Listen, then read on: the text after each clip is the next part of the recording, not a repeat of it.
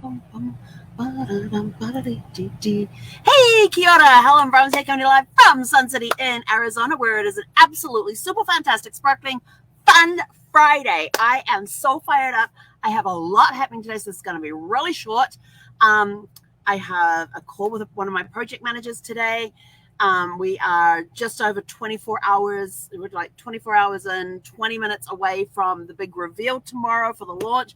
So I am super excited about that. I don't think I'm going to get any sleep tonight at all, just because of the excitement running through my veins right now. It is an incredible feeling to know that months and months and months of work is coming to fruition tomorrow, and everybody gets to hear about it. So I am super excited for Mailbox Power and the event, that the launch that is happening tomorrow. It is going to be amazing. I don't know everything that's happening. I know some of what's going to be revealed. I don't know everything, but for the little bit that I do know, it is like it's going to be massive. It's going to be epic. It's going to be an epic day tomorrow. So I am fired up for today. I'm fired up for tomorrow. I don't even know how I'm going to sleep tonight. I just don't know. But we'll worry about that later on this evening. Anyway, so it is Fun Friday. What fun things are you planning for today? I have, let's see, as soon as I get off this, I have to go get the mail. Then I have a meeting with the project manager, and then I have another couple of projects to work on. Then I'm going to take a break and take Ziffy out for a midday walk and see if I can confuse her again today. Take her out for a midday walk again, and then come back and get on the help desk. And then this evening, I have some more stuff I want to finish up before tomorrow, because I know that once the launch happens tomorrow, that it's going to be busy afterwards. So yes, so I get an extra hour in the morning before I have to be online. So I'm sort of like, yay! I get a little bit of room to breathe, but I know that that's going to be tied up getting stuff done. So this is I'm just so pumped up. I am on fire right now, and I don't want to be sitting all day, so I need to get up and get moving. So what fun things are you planning for today? What fun things do you have planned for the weekend? Oh my gosh. Whew. So your question of the day, your tell your story question of the day is something as simple as, what do you most admire? Well, actually not as simple, because I was thinking about the answer to this, and I'm like thinking, wow, this is a really good question. I could write for days on this topic. What do you most admire about your parents or your parental figures? Because some people who haven't had parents around, but they've had somebody who has stepped into that parental role. So what do you most admire about your parents or your parental figures that you have had in your life? What do you most admire about them? My parents, let's see, they've been married 56 years. Yes, I got to remember what age am I turning this year, and then add a year. So they've been married for 56 and a half years.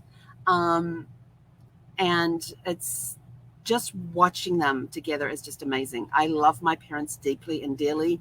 They're both in their late 70s, and they are active as heck.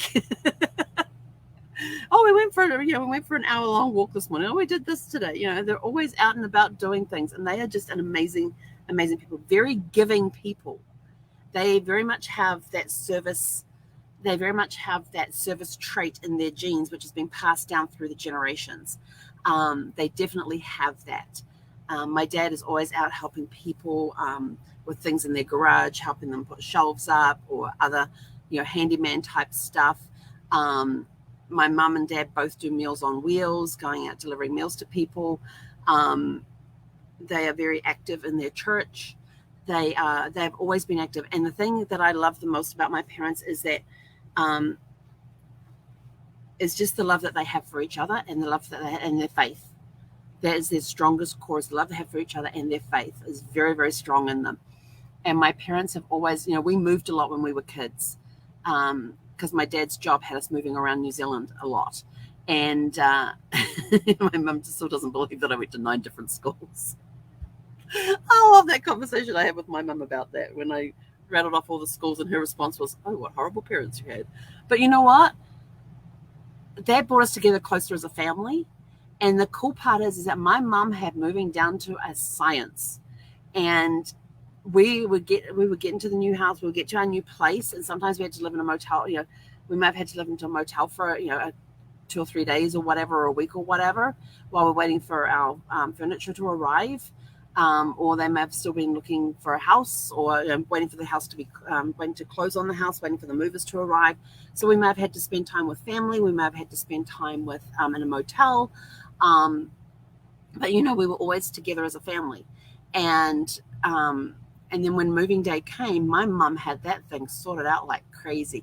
And it wasn't like, and I don't know how my mom did it, but she actually managed to make the house feel like a home very, very quickly. She got down to a science on unpacking stuff, getting stuff packed.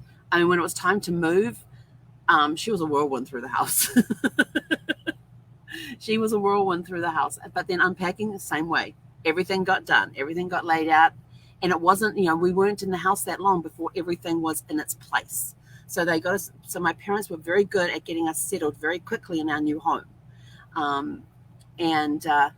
But I always loved that about them, because wherever whenever we went together as a family and we traveled together as a family, they gave us the gift of travel.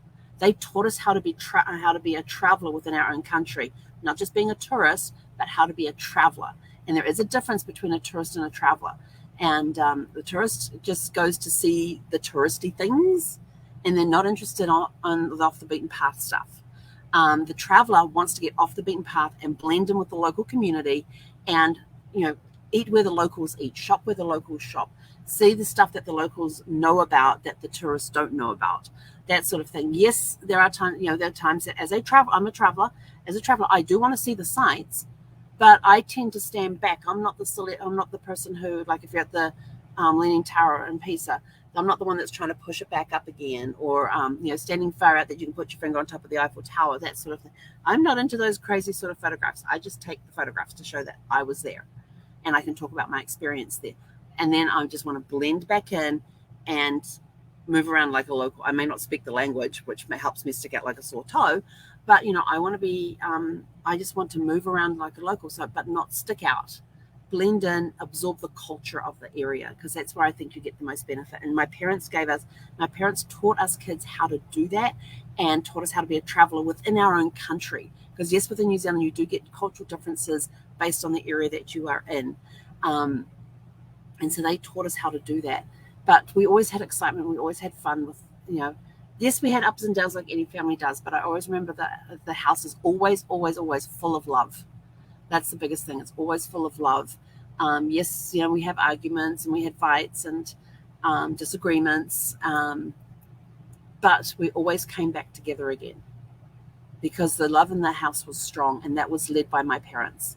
I was brought up old-fashioned. Dad worked, Mum stayed at home. There were times that Mum went off and worked, and that was okay, but she was always home when we got home from school. She was always there, and so it was, it was a house brought up with, it was a very stable house upbringing that we had. And I contribute that to my parents a lot for how they lived their lives. They were people that walked the walk and talked the talk. They were not do as I say, not do as I do. They walk the walk and talk the talk. And I am very proud of my parents. Very proud to be their daughter. And I know I've put them through hell at times, but isn't that the role of any kid? The kids always put their parents through hell at times, but my parents have stayed together through the years, and I just love the relationship that they have, and I just love being with them and just watching their interactions together and all of that sort of stuff. And they're the funniest couple. I do it, full of love, full of faith, and just an amazing, amazing couple. So I have a lot that I admire about my parents. I have learned a lot from them over the years, and I always wanted to be the stay-at-home mom. Because of my mom, I always wanted to be the stay-at-home mom. I did not want to go out and work. I wanted to be stay-at-home. But, life does what life does. And but now I can actually work from home, but I have no husband to take care of anymore. So that was a tough part. But, I have a lot of admiration for my parents. They have been great role models over the years for us kids, and they've been great role models for their grandkids as well. So on that note, I'm going to be out of here. I have to go and get the mail and then get into my day, because right now is the only time I have available in my schedule to go get the mail before the craziness starts. So go out, have a super fantastic, sparkling, fun day. I know I am going to have an incredibly fun day today with what's on my schedule. People look at my schedule and go, but you're going to be so busy. Yes, but it's going to be fun. Yes, because I'm always all about having the fun, making fun out of situations. Yes, I know that sometimes you have to be serious, but I like the fun. Have a super fantastic, sparkling, fun Friday, and we'll catch you guys back here around 6 p.m. Pacific time. So until then, make it a super fantastic, sparkling, fun day. We'll catch you later. Hey, korera.